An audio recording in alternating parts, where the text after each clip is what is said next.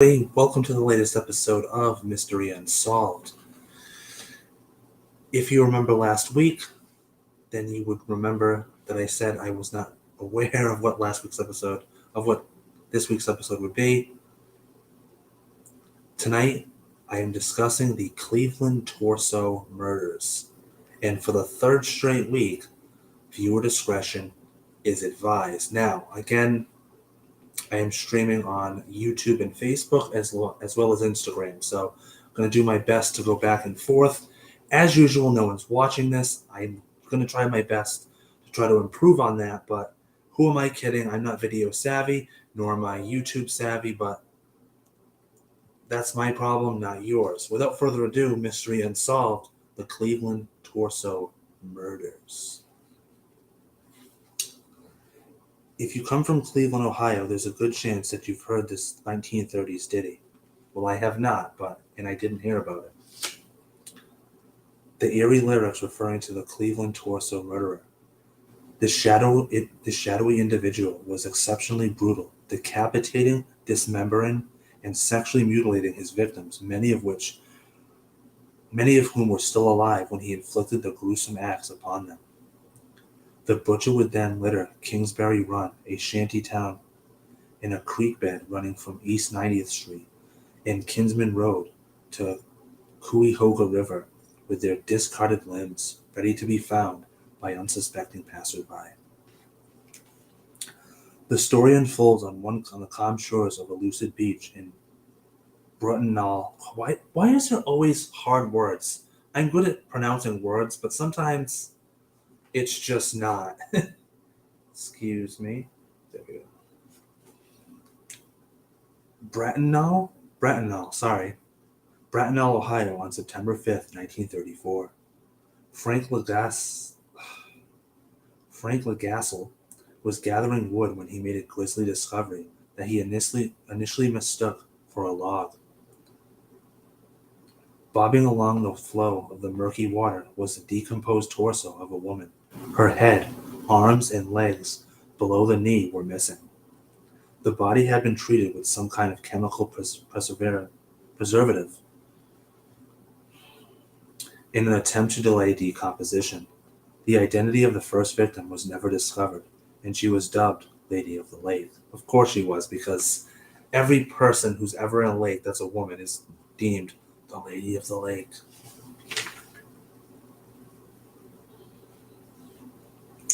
It was not until the following year that the Cleveland police realized that the macabre find was no isolated incident. There was a serial killer in their midst.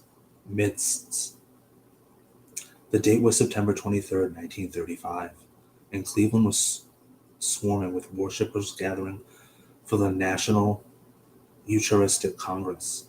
We didn't really need to know any of that. Two boys stumbled upon the bodies of two men who had been decapitated and castrated. One was identified via fingerprints as Edward Andrassy, 28, a petty criminal from Cleveland's west side. He had rope burns around his wrists, presumably from being bound by his killer. The other man, who was stocky and middle-aged, was never identified, but appeared to have been killed several weeks before Andrassy. Disturbingly, the professional-looking decapitations were not carried out post-mortem, but were the cause of death for both men. So, if you're wondering why one guy was identified and the other guy wasn't, I'm going to say that maybe he was just completely butchered, or he didn't have identification on him, and law enforcement was lazy back then. I mean, this is the 30s. Remember, pre-40s and 40s, law enforcement is just garbage. They assume that everybody gets killed via suicide, and they don't really look into matters. Because why would you? The famed Prohibition agent Eliot Ness had been transferred from Chicago to Cleveland in 1934 to become the city's safety director. Yeah, about this. Eliot Ness. Yes, that Eliot Ness. The one that made sure Al Capone went to jail. They figured, hey, well, if he can take down Al Capone, surely he can find a Cleveland torso murderer, right? He had successfully led an operation against Al Capone and other Chicago mobsters and his remit was to clean up Cleveland's notorious organized crime networks. I don't know about you, but when I think of organized crime, Cleveland does not pop into my head. Like, I think of Chicago and New York, maybe even the Dixie Mafia in Detroit, and whatever the heck you want to call the ones down in Miami, but definitely not Cleveland. A Cleveland mobster, I don't know. However, a very different kind of criminal was apparently now at large, and Ness was determined to catch him. 4 months later, a barking dog drew attention to 2.5 Brussels baskets covered in burlap bags discarded behind a manufacturing plant just off of East 20th Street. Stuffed inside the baskets were the lower half of a female torso, 2 thighs, a right arm, and a hand. That's not a chicken bucket, ladies and gentlemen. That's a basket, and it's got human parts in it. The rest of the woman's remains, apart from her head, were discovered the following week in a vacant lot a couple of blocks away on Orange Avenue. I did say viewer discretion advised. Yeah, so the weird thing about this killer is not only does he dismember people, but he doesn't keep all their body parts all in the same spot. He'll put a couple in a basket in a lot, and then like 5 blocks away, the rest of that person will be in like a dumpster somewhere. Like, it was really weird and really messed up. The cause of death was decapitation. Her head had been severed between the third and fourth cervical vertebrae with one swift stroke. I don't even want to imagine how that must have been. Fingerprints enabled investigators to identify the body as that of Florence Polillo, a 42-year-old barmaid and prostitute from Kingsbury Run area. She would be the last of the butcher's 13 victims that investigators would successfully identify. Some of them they identified, some of them they didn't. I don't know why. Maybe they just never found the head. I honestly don't know. Like, it's bizarre. Victim number 5 was discovered in June 1936. This time, 2 boys were skipping school when they happened upon a pair of trousers rolled into a ball lying near train tracks in Kingsbury Run. It's always Kingsbury Run. That's where pretty much all the murders happened. That's something to remember later on. Hoping to find money in the pockets, they prodded the object with a fishing rod.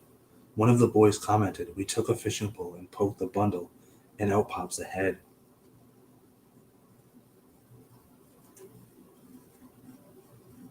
That's what you get for skipping school.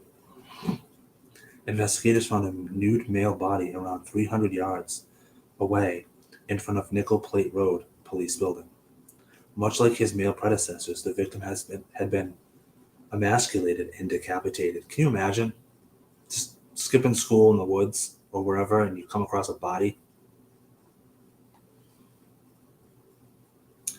Investigators anticipated that this victim would be easy to identify, owing to the fact that he had a number of tattoos, including a dove on his arm with the names Helen Paul inscribed above it. However, despite this distinctive markings, and a death mask being placed on display at the subsequent Great Lakes exposition, the victim's identity was never discovered. But why? Why? He had a death mask on. Like, okay, but like, if he had his head, why could you not identify him? Did people back then not carry wallets and identification on them?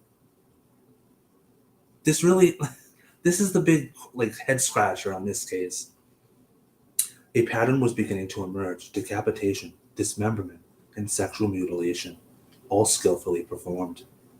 An investigator sought the brutal killer. The bodies continued to pile up. In mid-July, another victim was found in the valley similar to Kingsbury Run on the west side of the city. He too had been decapitated and castrated, unfortunately. The head was found 10 feet along a bundle of bloody clothing. The substantial amount of blood on the ground indicated that, unlike previous victims, this man had been killed on the spot. So remember what I said about like them finding body parts like in different locations? This was like the first time in all of the body parts that they found where this guy was actually killed on the very spot that they found him. Worth noting, perhaps, in September the remains of a seventh victim were discovered in a stagnant creek in Kingsbury Run. Kingsbury Run. Near his body was a bloody stained shirt wrapped in a newspaper. The creek was dragged by divers until the lower halves of his legs were found. He too had been emasculated. His head was never recovered. So I'm going to try to put to bed my whole theory as to why these people weren't identified. If they didn't find a head, maybe that's why they were never identified. But if they did find the head, they're going to be like, okay, we can fingerprint if there's an arm here. Well, I don't know. I know it was the 30s, but there was some kind of like technology or whatever. There was a way to identify a body. On the year 1937 brought a spate of new bodies. On February 23rd, the upper part of a young woman's torso. This is why I shouldn't do stuff live. I just stumble and talk. The upper part of a young woman's torso was found on Lake Erie's rocky eastern shore. Unlike those before her, she had been decapitated after death. Ah, see, another first. This was the first woman that actually was killed, then decapitated, not while. Is that any better? Not really. Not really. The lower half of her torso washed ashore 3 months later. Bones and a skull were all that remained of the victim number 9, who was found on June 6th.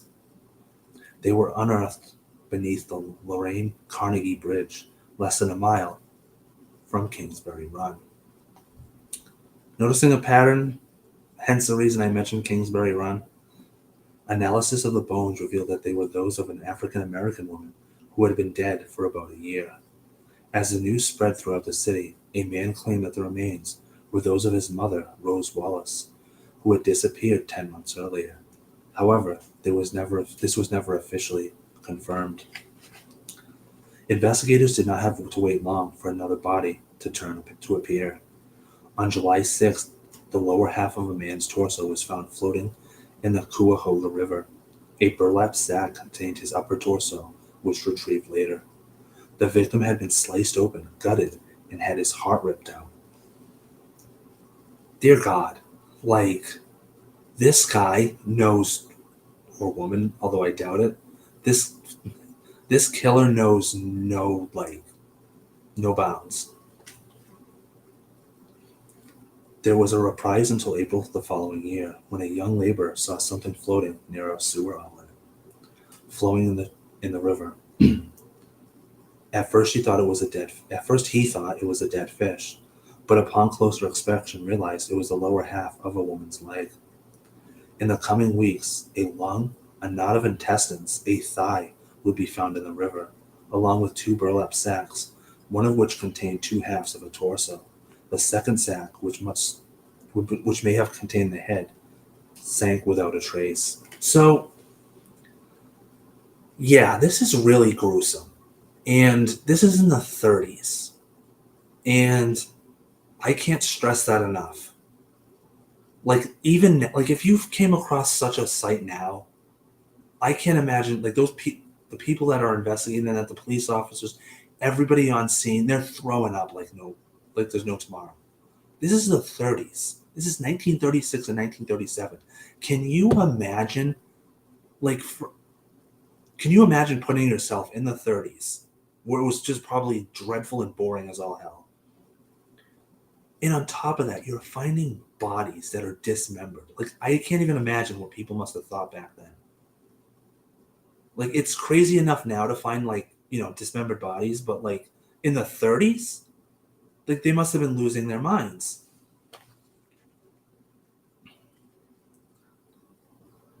Despite Elliot Ness and the Cleveland police's best efforts, they came no closer to catching the Mad Butcher of Kingsbury Run. The Mad Butcher of Kingsbury Run. They followed a profusion of leads, but every tip and search proved fruitless. The final victims were found in a landfill at East 9th and Lakeside on August 16th, 1938. 3 years now, this has been going on. A female torso was wrapped in a man's blazer and then wrapped again in an old quilt. A nearby box containing the legs, arms, and head was wrapped in a brown butcher's paper. And investigators trudged among the garbage. They came across the remains of a male body in a more advanced state of decomposition than the woman found nearby. So, one thing that I will say is that, actually, you know what? I'm going to save this thought till the end. His head was found in a can. The landfill was in a full view of Elliot Ness's office window, almost as if the killer was taunting the director. 2 days later, Ness raided the shanty town of Kingsbury Run, demanding that it be burned to the ground. Many residents left homeless were rounded up and arrested, and Ness presumed that the killer lived in a transient lifestyle like his victims, without any evidence to back up his theory. So, one thing is, I imagine Elliot Ness, as good as he was probably a little egotistical. And I only say that because if you have to remember, like this killer, as messed up, like he probably wants to get the killer more than anybody because it's messed up. He's never seen anything like this. Nobody has. But at the same time, I feel like the guy that put Al Capone away, like, he's just like he's just throwing out demands like, I'm in charge. This is my, this is my investigation. Listen to me.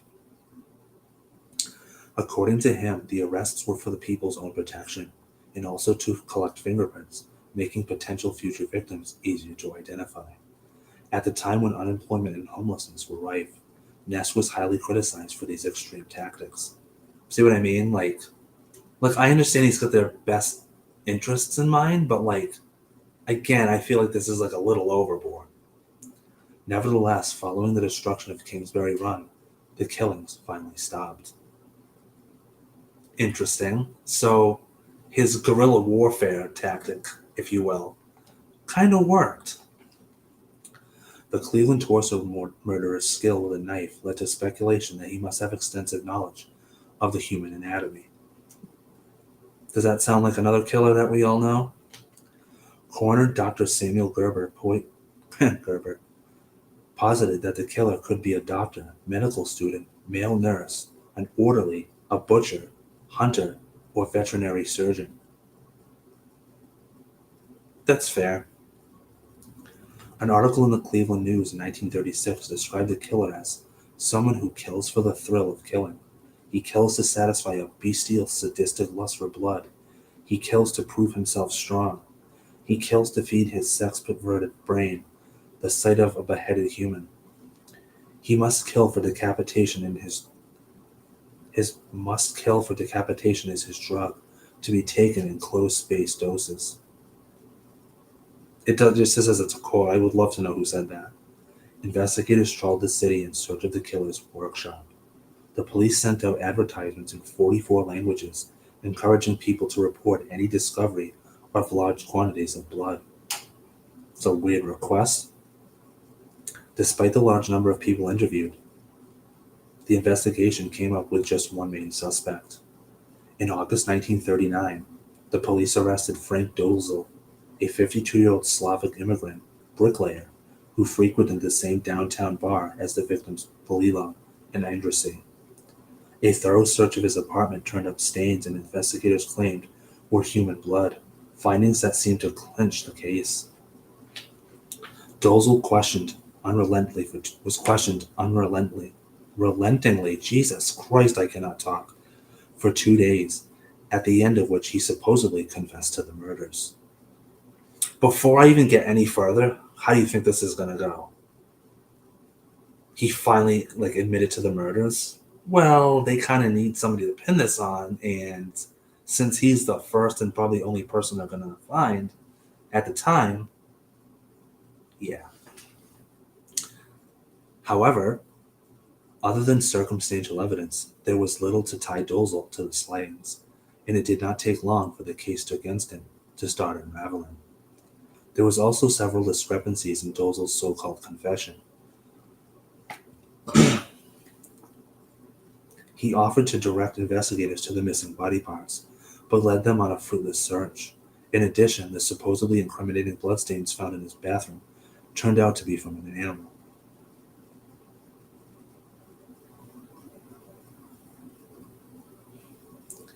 Dolezal then recanted his confession, claiming that the police had beaten it out of him, which is to be expected, you know.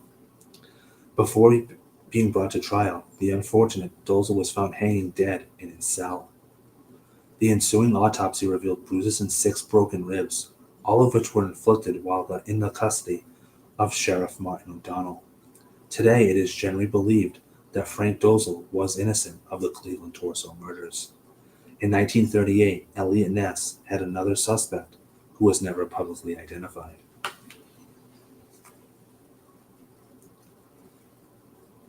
During Ness's grueling interrogation, this suspect was locked in a hotel for 2 weeks, a clear violation of his civil liberties.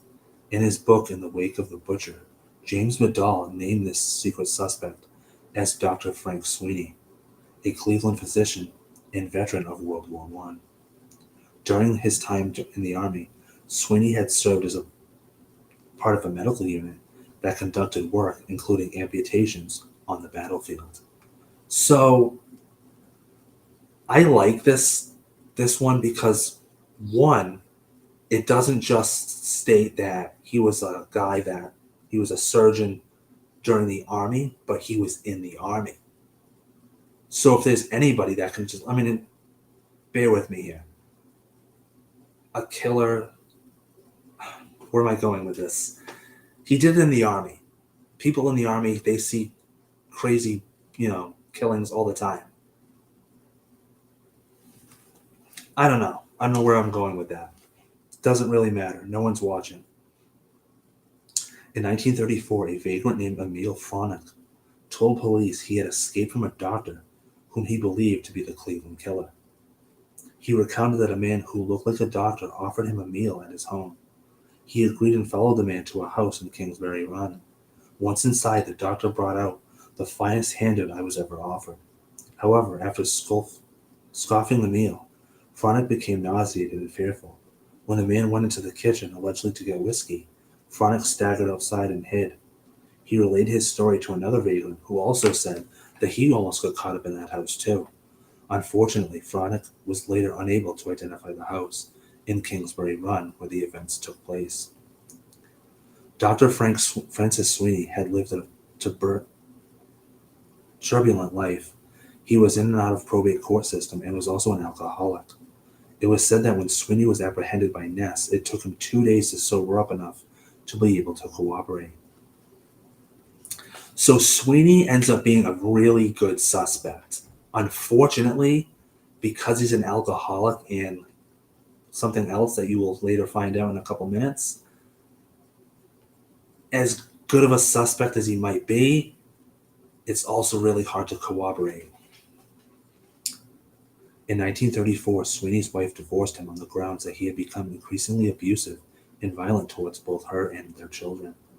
She said that he would disappear for days and hallucinate while under the influence of alcohol, causing her to fear for her safety and her husband's sanity. 9 days after the final victim was discovered, Sweeney committed himself to the Soldiers and Sailors Home in Sandusky, Ohio, where he was eventually diagnosed with schizophrenia. Yeah. So the best suspect also, not only is he the best suspect, but there's a reason why he is. He has serious issues. Serious. In the mid-1950s, Elliot Ness received several taunting postcards, supposedly from Sweeney. A 2003 attempt to retrieve DNA from the postage stamps of the letters, which were in the possession of the Western Reserve Historical Society, was abandoned when it was decided that it would cause irreparable damage to the items. In 1939, Cleveland police received a letter which was reportedly from the Cleveland torso murderer.